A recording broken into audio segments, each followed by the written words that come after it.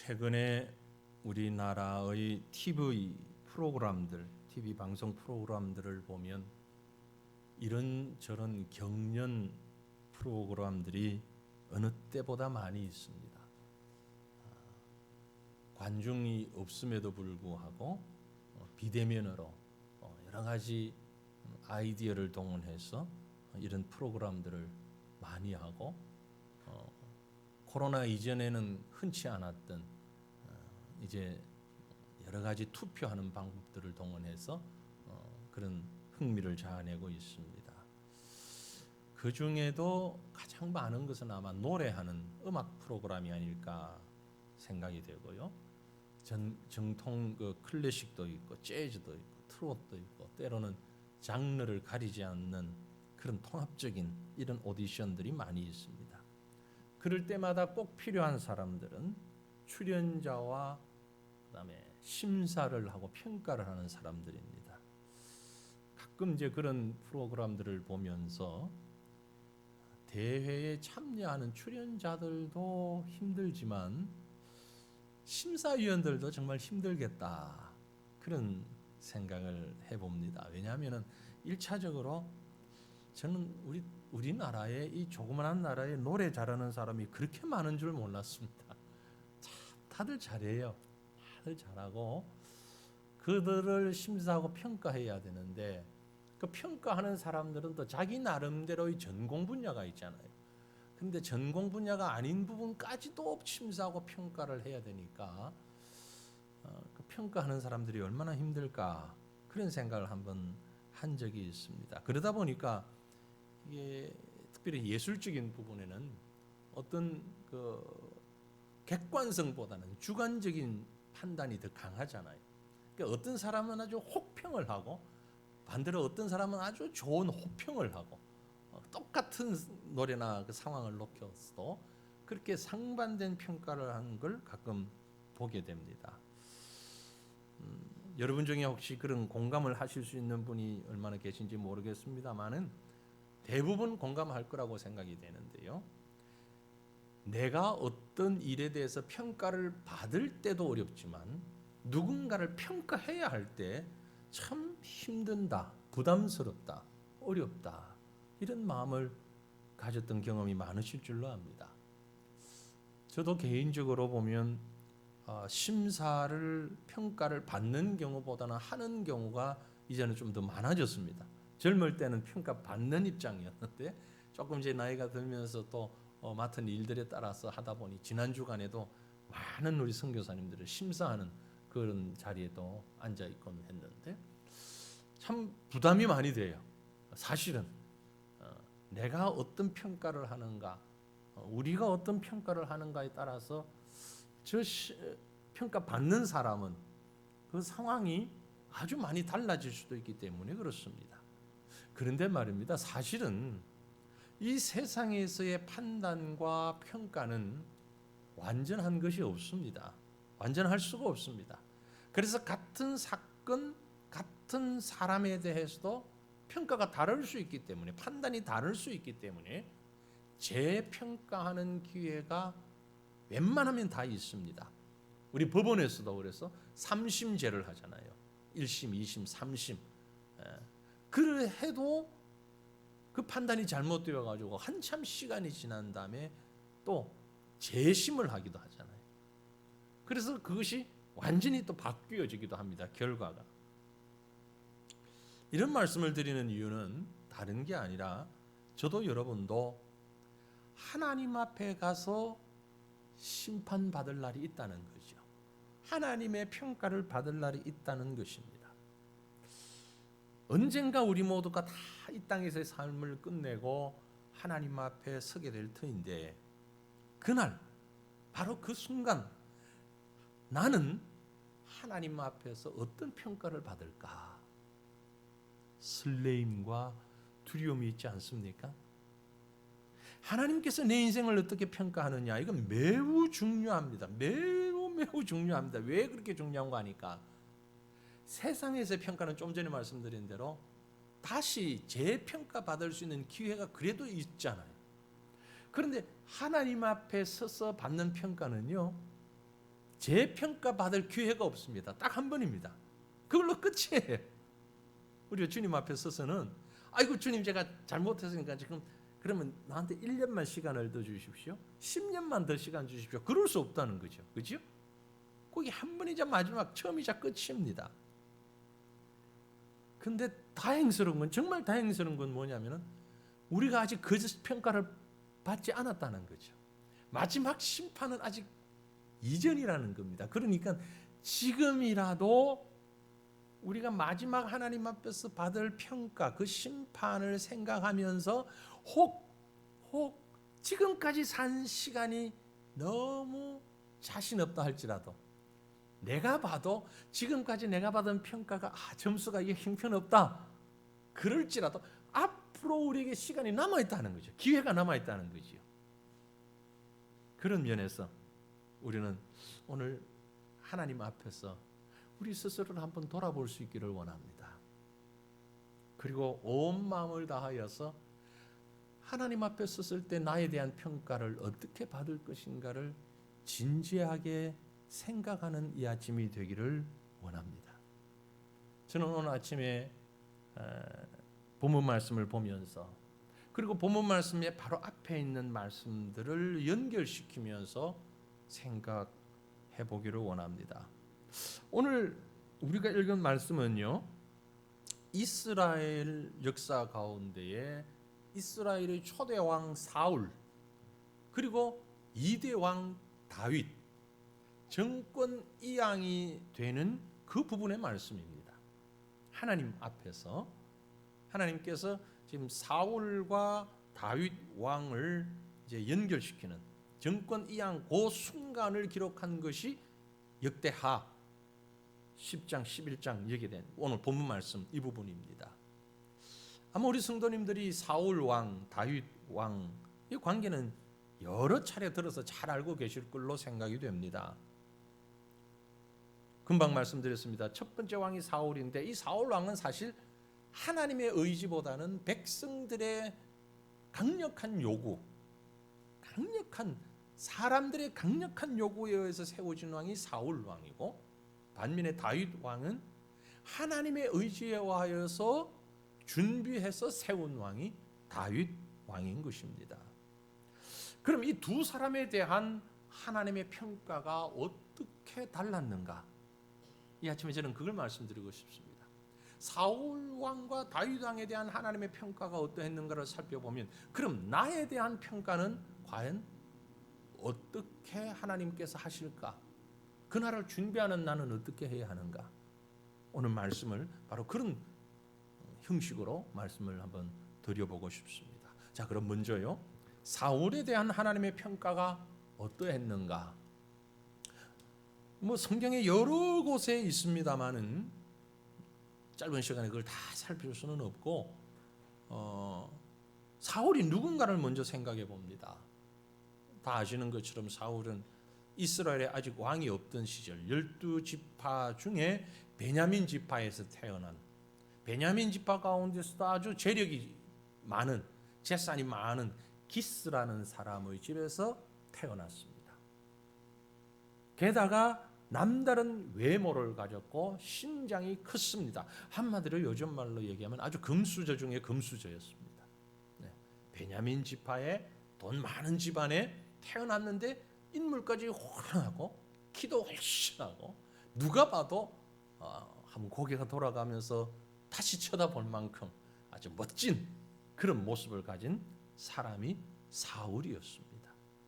게다가 사울이 왕이 되기 전까지는 아주 겸손하기도 하고 효심도 깊었어요.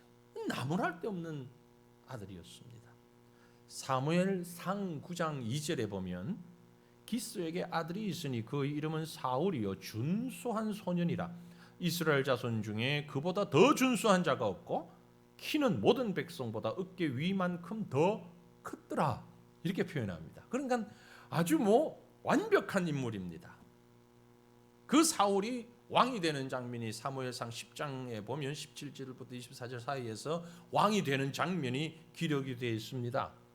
이스라엘 백성들이 눈에 보이지 않는 하나님만 의지하다가 주변 이방 나라들을 보니까 다들 왕들이 있어서 우리에게도 왕이 있었으면 좋겠다. 그리고 선지자에게 가서 간청을 하지요. 자기들의 뜻을 아주 강력하게 주장을 합니다. 그래서 세워진 왕이 사울 왕이라는 거죠. 사무엘상 10장의 내용입니다. 나중에 한번 보시면 좋겠습니다. 문제는 그 사울이 왕이 되고 난 이후부터입니다. 정말 처음 마음과 처음 모습과 나중 모습이 너무나 달랐어요. 결국은 사울이 어떻게 그 생애를 마치게 됩니까? 전쟁터에서 비참하게 죽잖아요. 비참한 생을 마감합니다. 그런데 그 사울 왕의 마지막 죽음의 모습들과 그의 일생에 대한 하나님의 평가가 바로 오늘 우리가 본 말씀 앞부분에 10장 마지막 부분에 기록이 되어 있습니다. 10장 13절 14절을 우리 같이 한번 읽어봅니다. 사울이 죽은 것은 여호와께 범죄하였기 때문이라. 그가 여호와의 말씀을 지키지 아니하고 또 신접한 자에게 가르치기를 청하고 여호와께 묻지 아니하였으므로 여호와께서 그를 죽이시고 그 나라를 이새의 아들 다윗에게 넘겨 주었더라. 아멘. 보세요. 제가 정권 이양이라는 말씀을 드렸죠. 일단 왕위가 사울에게서 다윗으로 넘어가는 그 순간인데 하나님께서 사울을 죽이셨다. 죽게 했다.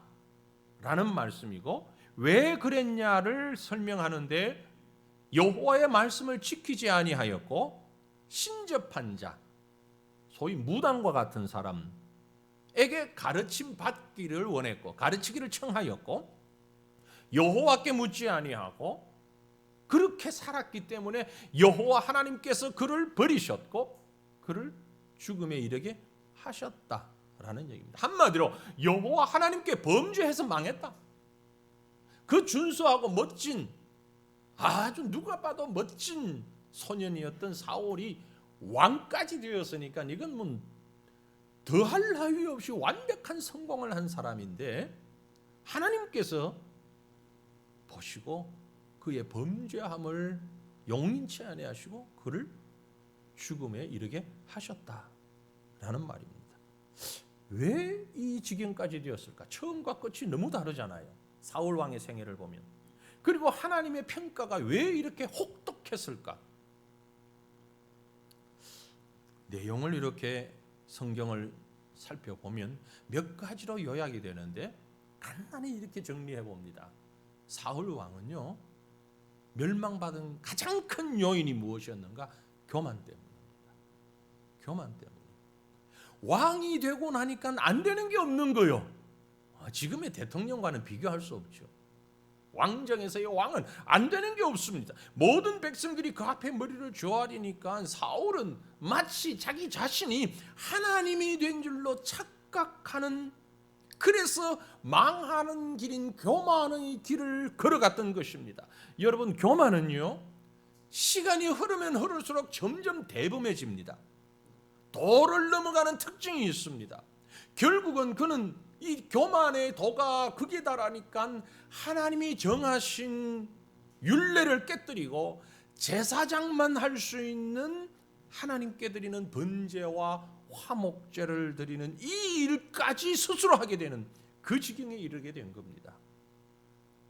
사무엘상 13장 13, 14절을 보시면은요, 사무엘이 사울에게 이르되 왕이 망령되이 행하였도다. 지금 사무엘 선지자가 사울에게 하는 말입니다. 사울 왕에게 왕이 망령되이 행하였도다. 왕이 왕의 하나님 여호와께서 왕에게 내리신 명령을 지키지 아니하였도다. 그리하였더라면 여호와께서 이스라엘 위에 왕의 나라를 영원히 세우셨을 것이거늘 지금은 왕의 나라가 길지 못할 것이라. 여호와께서 왕에게 명령하신 바를 왕이 지키지 아니하였으므로 여호와께서 그의 마음에 맞는 사람을 구하여 여호와께서 그를 그의 백성의 지도자로 삼으셨느니라.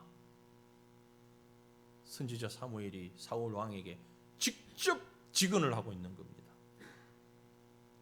왕이 망령되이 행하였습니다. 교만했습니다. 하나님 앞에 교만했습니다. 하나님을 하나님으로 보지 못했습니다. 그래서 당신은 망합니다. 이 얘기를 하고 있는 거죠. 여러분, 이게 어찌 사울의 모습뿐이겠습니까? 바로 우리의 모습이기도 한 것이죠. 사회적으로 조금이라도 높은 자리에 앉았다면 어김없이 찾아오는 고질적인 전염병이 하나 있는데 그게 바로 교만이라는 고약한 질병입니다. 여기는 누구나 예외가 없어요. 우리 모두가 조심 또 조심해야 됩니다. 지금 코로나 걸리지 않으려고 마스크 쓰고 거리 뛰어 앉고 정부에서도 개인도 다 지금 긴장하고 조심 또 조심 또 조심 하잖아요. 그런데도 지금 수백 명씩 확진자가 나오잖아요. 그런데 이 코로나라는 질병보다 더 무서운 질병이 있는데 그게 뭐냐면은 교만이라는 전염병이에요. 이게 우리 속에 파고 들어오지 않도록 우리가 정말 조심해야 하는데 여긴 예외가 없습니다. 우리가 살고 있는 이 사회에서는 굳이 누구 이름을 거명하지 않더라도 모두가 알만큼 권력을 가지고 물질이든 능력을 가지고 있던 명예를 가지고 있던 사람들이 조금 더 나은 쪽으로 나가기 위해서 다른 사람보다 더 교만의 자리에 있던, 그래서 패망한 사람들의 모습을 지금 누구든지 얘기하려면 다 이름 들 수 있잖아요. 여러분, 우리는 예외라고 생각하십니까? 자신은 예외일 것이라고 생각하십니까? 아닙니다. 우리가 너무 잘 아는 말씀이 있잖아요. 잠언 16장 말씀. 교만은 패망의 선봉이요 거만한 마음은 넘어짐의 앞잡이다. 이 말씀 기억하시길 바랍니다. 교만은 패망의 선봉입니다. 그런데도 왜 사람들은 교만해지는 것일까? 자기 모습을 볼 줄 모르기 때문에 그렇습니다. 그리고 자기가 자기에게 속아 살기 때문에 그렇습니다. 자신의 능력과 위치와 현실을 망각하게 되면 곧바로 교만의 자리에 이른다는 사실을 잊지 마시길 바랍니다. 사울 왕의 또 다른 모습은 질투였습니다.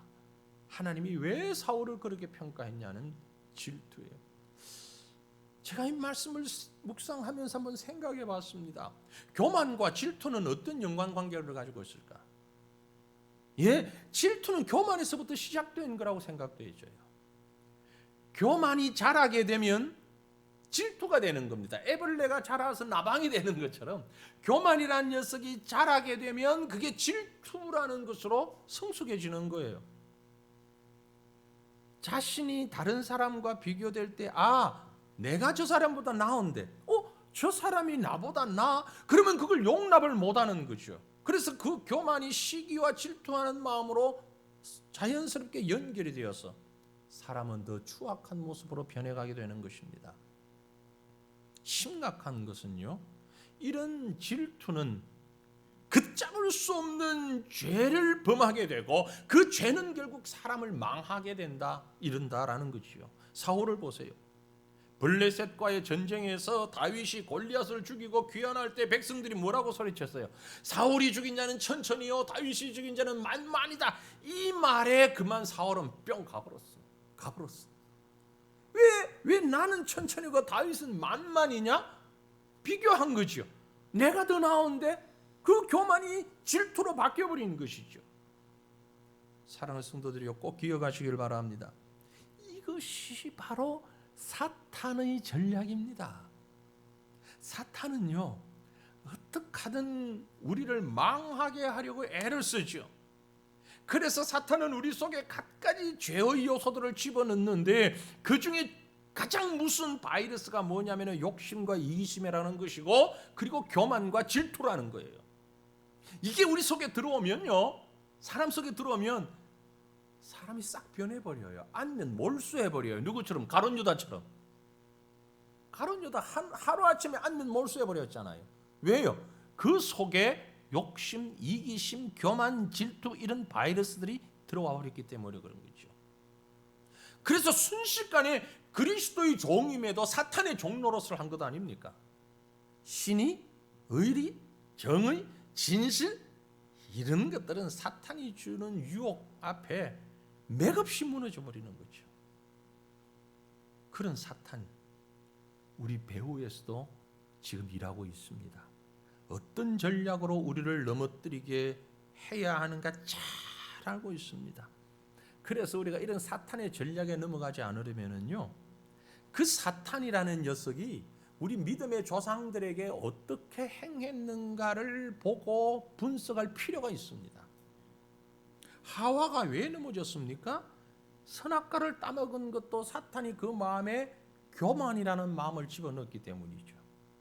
엘리사의 종 게하시가 나병 환자가 되고 멸망받았던 것이 왜 그렇습니까? 그 속에 사탄이 욕심, 탐욕이라는 걸 집어넣어서 그런 거예요. 초대교회 아나니아와 삽비라 부부가 왜 자기 재산의 절반을 들이면서도 죽음을 당했습니까? 명예의 욕심이라는 바이러스에 감염되어 버렸던 거죠. 사탄은 그런 존재입니다. 이게 비단 성경 속에만 나오는 얘기일까요? 아닙니다. 바로 우리의 모습일 수도 있습니다. 정말 심각한 문제는요, 다른 사람들의 교만, 다른 사람들의 질투는 내 눈에 그렇게 잘 보이는데 자기 자신의 것은 안 보인다는 거죠. 여러분, 주변 사람들을 한번 보십시오. 지금 옆에 있는 사람 보라는 얘기가 아니고 여러분 주변에 있는 사람들 이렇게 한번 생각해 보십시오. 정말 건방지고 교만하기 짝이 없는 사람들 눈에 보이시죠? 누구 욕심에 가득 차 있는 사람 지금 떠오르시죠? 누구 얼마나 안타깝습니까? 불쌍하지요. 그런데 여러분, 그렇다면 혹시 내게는 그런 모습이 없을까 한번 생각은 해보셨습니까? 누군가가 말을 해주지 않아서 그렇지 실상은 내 속에는 더 엄청난 모습이 있을 수도 있잖아요. 내가 그 사람을 생각하는 것처럼 다른 사람의 눈에, 다른 사람의 마음에 나도 그렇게 비춰줄 수 있잖아요. 그런데 우리는 다른 사람은 잘 보는데 나 자신은 잘 못 본다는 거죠. 그게 심각함이 있는 것입니다. 그렇게 위대하게 쓰임받던 종들이 범죄하고 넘어지는 이유가 바로 탐욕과 교만, 이것 때문입니다. 그러므로 저와 여러분은 이 사탄의 간교하고 교묘한 전술에 말려들지 않도록 하기 위해서 수시로 매일 나 자신을 돌아볼 필요가 있는 것입니다. 하나님 앞에서 나 자신이 평가받기 전에 먼저 믿음의 눈으로 스스로를 평가해 보시기를 바랍니다. 그런 축복의 기회 놓치지 않는 저와 여러분이 되시기를 간절히 부탁드립니다. 사울에 대한 얘기는 뭐 하면 할수록 많이 있으니까 제가 간략하게 두 가지만 말씀을 드리고 그 다음에 다윗에 대한 얘기를 넘어가 보십시다. 다윗에 대한 하나님의 평가는 어떠했는가? 다윗에 대한 성경의 기록은 정말 엄청나죠. 너무너무 많아요. 그런데 오늘 우리가 얘기한 사울에 대한 하나님의 평가가 그랬던 것처럼 다윗에 대한 하나님의 평가는 바로 이어서 나오는 본문 말씀에서 찾아보려고 합니다. 자, 본문 1절로 3절 말씀을 우리 다시 한번 다 같이, 앞에 스크린은 글자가 너무 작으니 적게 나오니까 성경을 찾아서 보시고요. 본문 말씀을 역대상 11장 1절 2절 3절 말씀 다 같이 한번 더 읽겠습니다. 온 이스라엘이 헤브론에 모여 다윗을 보고 이르되 우리는 왕의 가까운 혈족이니이다. 전에 곧 사울이 왕이 되었을 때에도 이스라엘을 거느리고 출입하게 한 자가 왕이시였고 왕의 하나님 여호와께서도 왕에게 말씀하시기를 네가 내 백성 이스라엘의 목자가 되며 내 백성 이스라엘의 주권자가 되리라 하셨나이다 하니라. 이에 이스라엘의 모든 장로가 헤브론에 있는 왕에게로 나아가니 헤브론에서 다윗이 그들과 여호와 앞에 언약을 맺으며 그들이 다윗에게 기름을 부어 이스라엘의 왕으로 삼으니 여호와께서 사무엘을 통하여 전하신 말씀대로 되었더라. 아멘. 제가 여기 특별히 2절 말씀을 빨간색으로 입혀놨습니다. 네가 내 백성 이스라엘의 목자가 되며 내 백성 이스라엘의 주권자가 되리라. 이게 한마디로 하나님이 다윗에게 기대하신 것이고 다윗에 대한 가치관을 평가하신 것입니다. 이스라엘 백성들은 이미 이전부터 다윗이 하나님이 세우신 실질적인 이스라엘의 왕이라는 것을 말하였고 알고 있었습니다. 다윗에 대한 하나님의 마음이라고 온 백성들이 이해하고 있었고, 그야말로 다윗은 이스라엘의 목자로 세움받은 사람이었습니다. 이미 우리가 잘 알고 있는 대로 이러한 다윗에 대한 평가를 동일한 하나님의 말씀인 성경 사도행전 13장 22절에 보면, 다윗을 왕으로 세우시고 증언하여 이르시되 내가 이새의 아들 다윗을 만나니 내 마음에 맞는 사람이라 내 뜻을 다 이루리라 하시더니, 정말 놀라운 말씀이죠. 다윗에 대한 하나님의 평가, 다윗에 대한 하나님의 판단, 한마디로 내 마음에 맞는 사람이다. 와, 정말 와우. 왜요? 우리도 이 말씀 좀 듣고 싶으니까,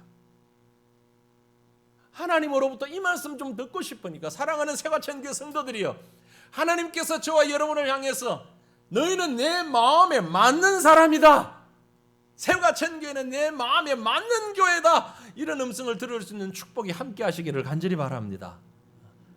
최고의 평가죠. 앞에서 말씀드린 음악 경연 프로그램에 노래를 부르고 난 다음에 심사위원이 아주 극찬을 하면 막 눈물을 흘리잖아요. 그 말 듣고 너무 감격해가지고, 사람 말 듣고도 그러는데, 그 평가가 맞는지 틀리는지도 정확히도 모르는데도 그런데, 하나님이 우리를 보시고 내 마음에 맞는 사람이다, 이건 최고의 평가 아닐까요? 다윗은 그런 사람이었어요. 그래서 우리가 잘 아는 대로 신약을 시작하는 마태복음 1장 첫 구절을 보면, 아브라함과 다윗의 자손 예수 그리스도의 계보라, 그리스도를 이 땅에 보내시면서 아브라함과 다윗의 자손이라고 말씀하실 정도로, 그 정도로 하나님의 마음에 맞는 사람이 다윗이었다. A++ 슈퍼 A+ 평가 아닙니까? 하나님의 마음에 맞는 사람. 이 엄청난 평가가 바로 다윗을 향한 하나님의 평가였습니다. 비법이 뭘까요? 왜 하나님이 그렇게 평가하실까요? 그건요, 다윗은 겸손한 사람이었기 때문에 그렇습니다. 사울과 정반대로 다윗은 언제나 겸손했고 언제나 하나님 앞에서 자신을 낮추었습니다. 하나님은 교만한 자를 물리치시고 겸손한 자를 어떻게 한다? 가까이 하신다고 하셨잖아요. 다윗의 겸손을 여러 가지로 볼 수 있는데, 저는 이 장면을 한번 생각해 보고 싶습니다. 우리가 아는 대로 다윗이 범죄했잖아요. 우리아의 아내 바세바를 범하고 정말 해서는 안 될 일을 저질렀어요. 엄청난 죄를 지었어요. 요즘 말하면 성폭행. 지금 우리 사회에서 성폭행은 어마어마하잖아요. 다윗이 그 일을 했어요, 왕으로서. 그런데 우리가 주목할 것은 그 다음 행동입니다. 자, 그 일을 하고 난 다음에 누가 다윗 앞에 섰습니까? 신하였던 나단 선지자가 섰습니다. 그리고 왕의 죄악을 지적하는데 아주 둘러서 얘기를 하죠. 한 부잣집에 손님이 찾아왔는데, 그 손님을 대접하기 위해서 이 부자가 자기 집에 있는 양을 잡지 않고 옆에 이웃에 있는 딱 한 마리 양이 있는데 그 집 양을 뺏어가지고 잡아서 손님을 대접했습니다. 그러니까 다윗이 화를 내면서, 어떤 그런 놈이 있나, 그런 죽일 놈, 그런 놈 죽여야지. 다윗이 그 얘기 했죠. 그런 놈은 죽여야지. 그랬더니 사무엘하 12장에 보면 나단이 다윗 보고 뭐랍니까? 당신이 바로 그 사람입니다. 와우, 나단 대단해요. 대단합니다. 저도 그런 목사 되고 싶은데, 왕 앞에서 그 절대 권력을 가진 왕 아닙니까? 왕 앞에서 그 얘기를 풀어대고, 그런 놈은 죽여야지. 누군데? 당신이 바로 그 사람입니다. 여러분이 다윗과 같은 왕의 자리에 있다면 어떡하겠어요? 아무리 내가 잘못해도, 그죠? 아무리 내가 잘못한 걸 아는데도 직접 대놓고 직설적으로 당신이 그 사람이요, 그러면 일단은 자리 모면하고 나단부터 어떻게 입막음하고 처단하고 뭐 이렇게 나와야 되잖아요. 그런데 그때 다윗의 행위가 어떻게 나왔느냐는 거죠. 이게 저는 존경스럽다는 겁니다. 정말 대단하다는 거죠. 여러분, 성경을 보다가 보니까 시편 51편을 볼 수 있습니다. 시편 51편 여러분 성경을 보시면은요, 한번 찾아보실까요? 저만 보지 마시고 시편 51편 성경을 찾아보시면 그 51편을 소개하는 서두에 뭐라고 적혀져 있습니까? 다윗의 시, 그리고 다윗이 밧세바와 동침한 후 선지자 나단이 그에게 왔을 때 딱 못을 박아놓고 있어요. 금방 제가 말씀드린 선지자가 나단이 다윗 보고 당신이 바로 그 사람이요 하는 말을 들었을 그때라는 얘기예요. 그때 다윗이 이렇게 회개하며 기도합니다. 시편 51편 1절로 3절 하나님이여 주의 인자를 따라 내게 은혜를 베푸시며 주의 많은 긍휼을 따라 내 죄악을 지워주소서. 나의 죄악을 맑게 씻으시며 나의 죄를 깨끗이 제하소서. 물론 나는 내 죄가를 나오니 내 죄가 항상 내 앞에 있나이다. 아멘. 여러분 기억하십시오. 죄는 모든 사람들이 범합니다. 하지만 회개는 믿음의 사람만 할 수 있습니다. 진정한 회개는 겸손한 믿음의 사람만이 할 수가 있는 겁니다. 그걸 지금 다윗이 하고 있단 말이에요. 그래서 그가 겸손한 믿음의 사람이라는 겁니다. 겸손이 나는 못해요, 아니 나는 안 해요, 이게 겸손 아니, 그 수준이 아니에요. 지금 다윗의 겸손의 수준은 왕이에요. 절대 권력을 가진 왕이 자기를 향해서 잘못을 지적하고 당신이 그런 놈이요라고 하는 그 앞에서 하나님 제가 잘못했습니다. 회개할 수 있는 사람, 하나님 앞에서 진정한 겸손의 믿음을 가진 자로 평가받는 이유가 여기에 있는 것이죠. 사랑하는 성도들이여, 저도 여러분도 범죄하지 않을 수 없어요. 이미 엄청난 죄를 범했어요. 겸손하시길 바랍니다. 겸손한 믿음으로 주님 앞에 회개할 수 있는 성숙함이 함께 하시기를 간절히 바랍니다. 이게 다윗입니다. 더 나아가서 다윗은요, 두 번째로 언제나 하나님을 가까이 한 사람이었어요. 힘들 때일수록 하나님을 더 의지하고 하나님 앞에 더 나아가며 신앙 고백을 했던 사람이 다윗입니다. 시편에 얼마나 많은 다윗의 고백들이 있습니까? 그의 신앙과 자세들을 시편 보면 금방 알 수 있어요. 아들 압살롬이 자기를 향해 달려들 때도 인간적인 분노와 보복을 행치 아니하고 하나님께 맡길 수 있는 것은 하나님 곁에 서 있는 사람이 아니고서는 할 수 없는 일입니다. 하나님이 늘 그 앞에 있었어요. 밀착된, 한마디로 다윗의 생애는 하나님과 밀착된 사람이에요. 그 밀착의 상황이 어떤 이유에서든지 조금 떨어질 때가 되면 바로 그 사이에 죄악이 파고드는 것을 알았기 때문에 일평생 하나님과 밀착된 관계를 가지려고 애를 쓴 사람이요. 그래서 하나님께서 그 부분을 보시고 내 마음에 맞는 사람이라고 하셨던 겁니다.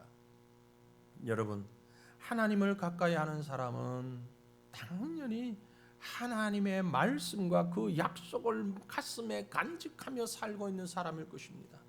믿음의 사람이라면 힘들고 어려워도 하나님의 약속은 반드시 이루어진다는 사실을 믿고 그 하나님과 날마다 동행하시기를 바랍니다.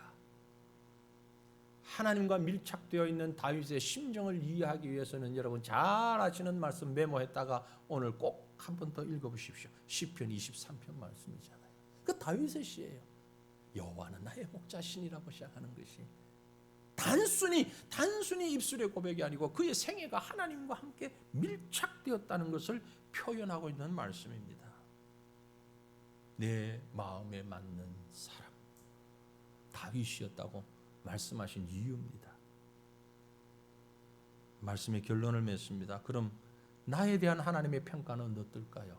사울에 대한 하나님의 평가가 왜 그랬는지, 다윗에 대한 하나님의 평가가 왜 그랬는지를 말씀드렸는데, 그렇다면 사랑하는 성도들이요, 여러분은 하나님으로부터 어떤 사람으로 평가되기를 원하십니까?